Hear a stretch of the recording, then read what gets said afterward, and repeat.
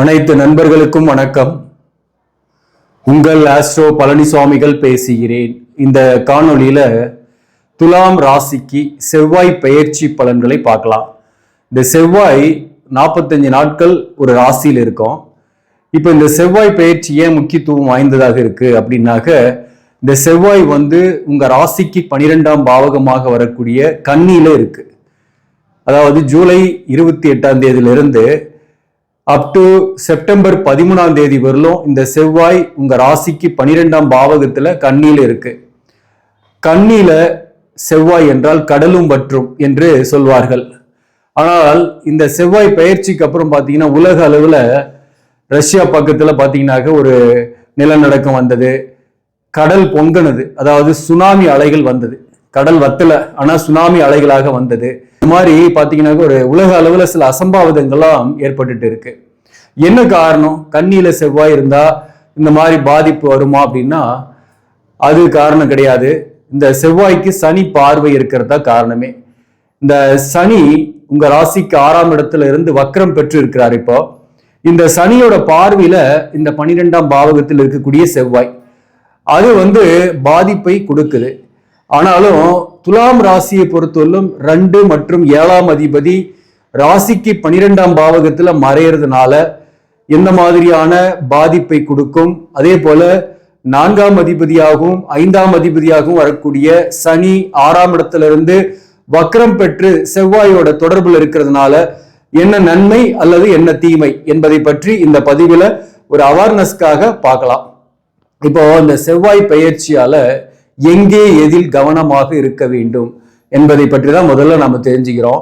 இப்போ துலாம் ராசியில பிறந்தவங்க பாத்தீங்கன்னாக்க உங்களை சுத்தி மேக்சிமம் குறிப்பா கும்பராசி, அதே போல கன்னி ராசிக்காரர்கள், மேலும் துலாம் ராசியிலேயே இருக்கக்கூடியவர்கள், மிதுனம் ராசியில் இருக்கக்கூடியவர்கள், அதே போல மேஷ ராசி மற்றும் சிம்ம ராசி, இந்த ராசிக்காரர்கள் உங்களை சுத்தி இருப்பாங்க. அதாவது என்ன மாதிரி, இப்ப இந்த துலாம் ராசியில நீங்க பிறந்திருக்கீங்கன்னா உங்களுக்கு பாத்தீங்கன்னாக்க ஒரு ரிலேஷன்ஷிப்பாவோ அல்லது வாழ்க்கை துணைவராகவோ அல்லது ஒரு நட்பாகவோ அல்லது ஒரு கூட்டாளியாகவோ ஒரு பிசினஸ் பார்ட்னராகவோ இருக்கிறதுக்கு இந்த நான் சொன்ன ராசிகள் இருக்கக்கூடியவர்கள் வாய்ப்பு உண்டு. ஸோ அப்படி அவங்க இருக்கிறாங்கன்னா அவங்களால உங்களுக்கு சில மன வருத்தங்களோ அல்லது அவங்களை நீங்க டேக் கேர் எடுக்கக்கூடிய சூழ்நிலையோ உங்களுக்கு ஏற்படும். ஈவன் பெற்றோர்கள் இருக்கிறாங்கன்னா கூட அவர்களுடன் சற்று கருத்து வேறுபாடுகள் வரலாம். அப்படி இல்லைனாக்க அவங்களுக்கு உடல்நல தொந்தரவு பாதிப்பு, அவங்களுக்கு கொஞ்சம் டேக் கேர் எடுக்கிற மாதிரி இருக்கும். இப்போ உதாரணமா இப்ப நீங்க துலாம் ராசியில பிறந்திருக்கீங்க, உங்க பிள்ளைங்க கும்பராசின்னு வச்சீங்களேன். இப்போ கும்பராசியில் இருக்கக்கூடிய பிள்ளையால இந்த நேரத்துல செப்டம்பர் 13ஆம் தேதி வரலும் இருக்கக்கூடிய காலகட்டத்தில் அவங்க உடல்நலத்துல ஏதாவது தொந்தரவு நீங்கலாம் அல்லது அவங்களுக்கு நீங்க செலவு பண்ணலாம். வளர்ந்த பிள்ளைங்களா இருந்தா உங்க பேச்சுக்கு மறுபேச்சு பேசி உங்களுக்கு வருத்தத்தை கொடுக்கலாம். ஏதோ ஒரு வகையில, அதாவது உங்களுடைய பேச்சை கேட்காம போறது, மன வருத்தத்தை கொடுக்கறது, அல்லது அவங்களுக்கு நிறைய எக்ஸ்பென்சஸ் பண்றது, இந்த மாதிரி பிள்ளைகள் வகையில மன வருத்தங்களை ஏற்படுத்தும்.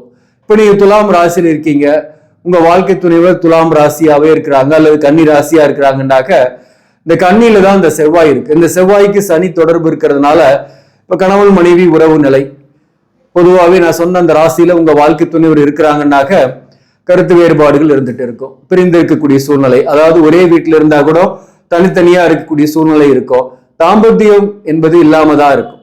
உங்களுக்கு விருப்பங்கள் இருந்தாலும் வாழ்க்கை துணைவருக்கு விருப்பம் இருக்காது, அல்லது வாழ்க்கை துணைவருக்கு விருப்பம் இருந்தாலும் உங்களுக்கு விருப்பம் இருக்காது. மொத்தத்துல ஒரு வெறுமையா தனிமையா இருக்கக்கூடிய சூழ்நிலையும் இருக்கும். இந்த பதிவை பொறுத்தவரையிலும் நீங்க துலாம் ராசியாக இருக்கீங்க அல்லது துலாம் லக்னமாக இருக்கீங்கன்னாலையும் உங்களுக்கு பொருத்தமா இருக்கும். துலாம் ராசியா இருந்து வேற லக்னமா இருந்தாலையும் பொருத்தம் ஒரு 50% வரும். துலாம் லக்னமாகவே இருக்கிறீங்க வேற ராசியா இருக்கீங்கன்னா உங்களுக்கு 100% பொருத்தமாகும். இந்த ராசிகள்ல இன்னொரு ராசியும் முக்கியமா சேர்த்திக்கலாம், மீன ராசி. மீன ராசியோட துலாம் ராசிக்கு பொருத்தம் வராது பொதுவாகவே.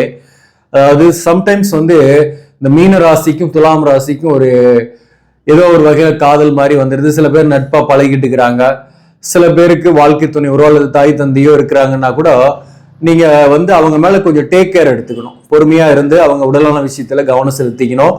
அதே போல அவங்களால உங்களுக்கு ஒரு மன வருத்தம் வருதுன்னா கூட கொஞ்சம் விட்டு கொடுத்து பொறுமையா போறது நல்லது. முக்கியமா இந்த சனி செவ்வாய் பார்வை 12ஆம் பாவகத்தில் இருக்கிறதுனால வாக்காளியே சில பிரச்சனைகள் வரும் குடும்ப வாழ்க்கையில. 2 குடியவன் 12ல மறைஞ்சு சனியோட பார்வையில் இருக்கிறதுனால நீங்க கம்யூனிகேஷன் பண்றீங்க அப்படின்னா அந்த கம்யூனிகேஷனே மிஸ் அண்டர்ஸ்டாண்டிங் பண்ணிக்கிட்டு குடும்ப உறவுகள் உங்களுடன் கருத்து வேறுபாடோடு இருக்கக்கூடிய சூழ்நிலைகள் வரும். மேலும் 2 குடியவன் 7ஆம் அதிபதியாக வரக்கூடிய செவ்வாய் 12ஆம் பாவகத்தில் இருக்கிறதுனால தூக்கமின்மை, ஒரு மன அழுத்தம் இருக்கும், கடனுடைய அழுத்தம் வரும், கடனை திருப்பி கட்டக்கூடிய சூழ்நிலை வரும், அதற்காக புதிய கடன் வாங்கக்கூடிய வாய்ப்புகள் ஏற்படுத்தும்.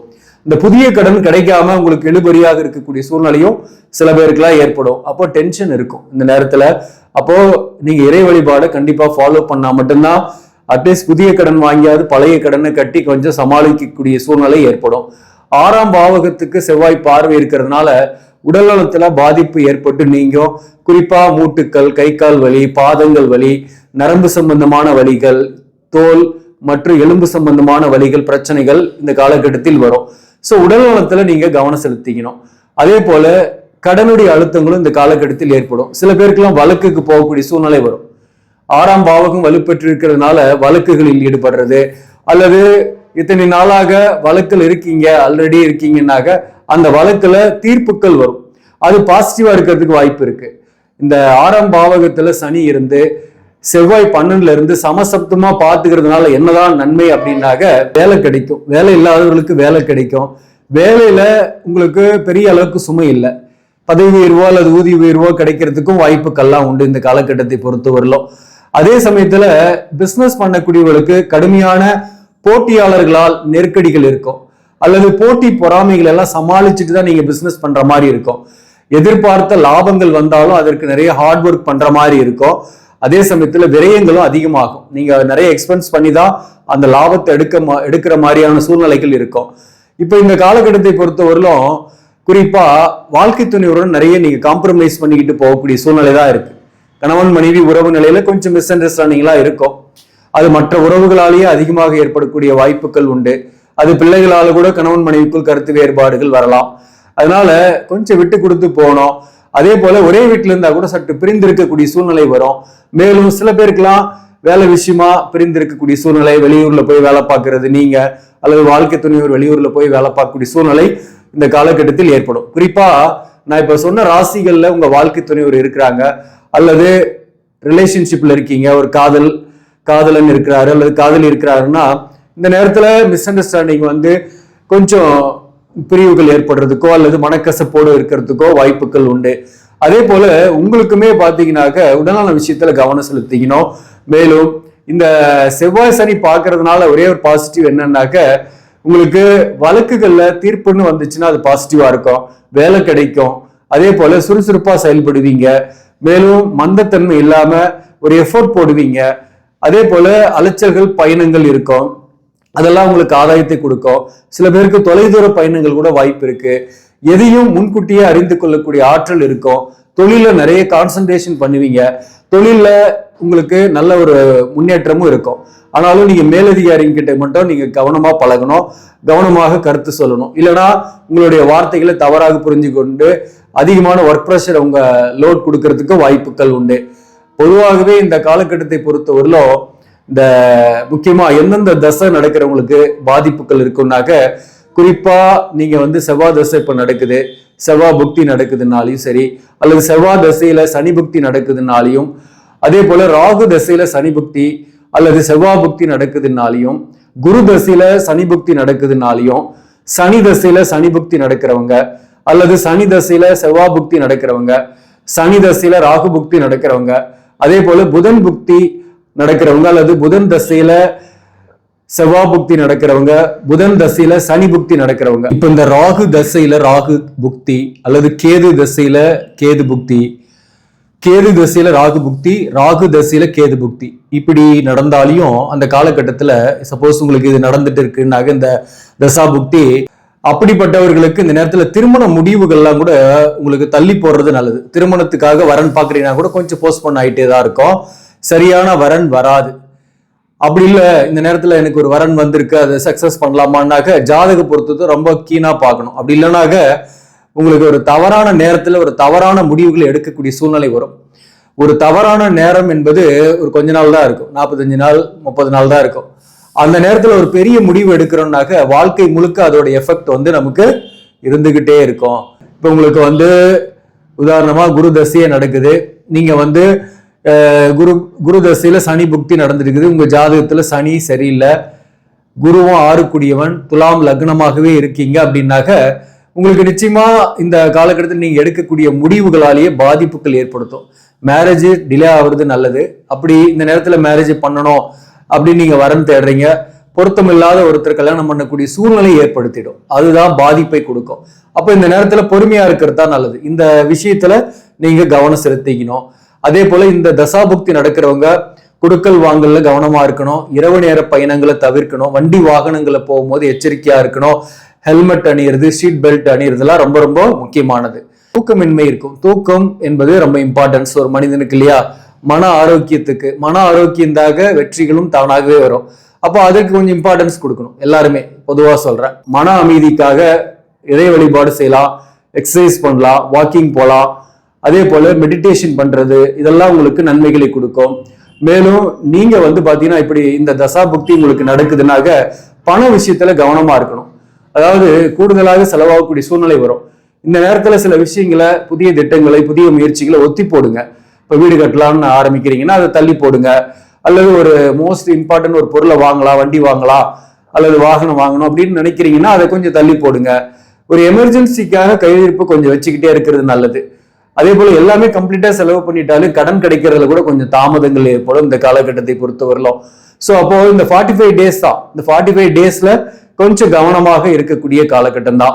ஸோ இந்த விஷயத்துல கவனமா இருந்தீங்கன்னா போதுமானது. இதற்கு நம்ம என்ன செய்யலாம் அப்படின்னாக்க, நீங்க வந்து இறை வழிபாடு, அதாவது செவ்வாய் என்றாலே முருகன் தான், முருகனை நீங்க வணங்குனீங்கன்னாவே போதும். உங்க அருகாமையில் இருக்கக்கூடிய முருகன் கோயிலுக்கு செவ்வாய்க்கிழமையில நீங்க போயிட்டு வாங்க. அதே போல நீங்க சனீஸ்வர பகவான் சிலைக்கு எள்ளு தீபம் போட்டு சனிக்கிழமையில நவகிரக வழிபாடு செய்யவும், அதுவுமே உங்களுக்கு நன்மைகளை கொடுக்கும். ஆனா இதுல பாசிட்டிவான விஷயமும் நிறையவே இருக்கு. வேலை இல்லாதவர்களுக்கு வேலை கிடைக்கிறது, பிசினஸை பொறுத்தவரையிலும் இப்ப புதிதாக இம்ப்ளிமெண்ட் பண்ணாம இருந்தீங்கன்னா சரி, இருக்கிற தொழில இருக்கிற மாதிரியே நடத்துறீங்கன்னா பெஸ்ட். குறிப்பா அந்த கூட்டு தொழில் செய்யக்கூடியவர்கள், கூட்டாளிகளோட இருக்கிறீங்க, கூட்டு தொழில் செய்யறீங்கன்னா நீங்க வந்து கூட்டு தொழிலை விட்டு விலகி வர்ற மாதிரியான சூழ்நிலை அல்லது கூட்டாளியுடன் மன வருத்தங்கள்லாம் ஏற்படும். நீங்க வந்து இந்த நேரத்துல எந்த விதமான முடிவு எடுக்காம ஒரு 45 டேஸ் வந்து போஸ்ட்போன் பண்ணுங்க. பிசினஸ் பண்ணக்கூடியவர்கள், கூட்டு தொழில் செய்யக்கூடியவர்கள். ஆக நண்பர்களே, இந்த பதிவு உங்களுக்கு பிடிச்சிருந்தாக லைக் பண்ணுங்க, இதை மற்றவர்களுக்கும் ஷேர் பண்ணுங்க. இன்னும் நம்ம சேனலை சப்ஸ்கிரைப் பண்ணாம பாக்குறவங்க சப்ஸ்கிரைப் பண்ணி கண்டினியூ பண்ணுங்க. இதன் மூலம் உங்களுக்கு ஒரு சரியான ஜோதிட தகவல்களும் ஆன்மீக தகவல்களும் கிடைக்கும். நன்றி, வணக்கம்.